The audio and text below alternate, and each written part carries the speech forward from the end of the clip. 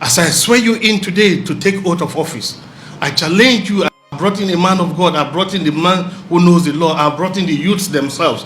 And I brought in an experienced judge to come together and give opportunity for people who have been brutalized to ventilate, to speak out, for those who have lost loved ones, whose loved ones have been maimed, killed, whose source of income and business has been destroyed by SARS and the police.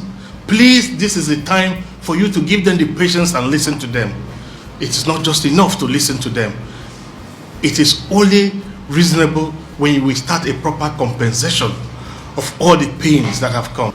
So as we confront the challenges of our times, with our young men helping to open our eyes to the reality that leadership in the course of time has failed them, we all must agree and admit that those of us who found ourselves in the position of leadership at this point in time have all failed, and we must take that collective responsibility as a failed system by the black people. It is time for us to develop that consciousness, face this reality, and agree with the young people that something has gone wrong. This has nothing to do with one administration or the other. It is a cumulative cascading effect of the rot and miasma that has accumulated over the course of time. I cannot explain why a young man will come out of the university 5-6 years down the line, no job, ultimately struggling to make a living, and every day in the street he gets brutalized. In the course of searching for an independent source of livelihood, he is confronted with every single day, either his taxation or his police. Time has come when we must ask ourselves, is this the kind of childhood we had? If it is no, we must stand up against it. We must insist that the young men must be given opportunity to grow, just the way we saw prosperity in the course of the provisions that government made for us. It is our time to provide same for them. And that's why it's time with the young people of this country to say, we must put an end to SARS, and we must put an end to police brutality. I will ask that all Cross-Riverians who school in Cross River State University of Technology will suspend the payment of school fees indefinitely.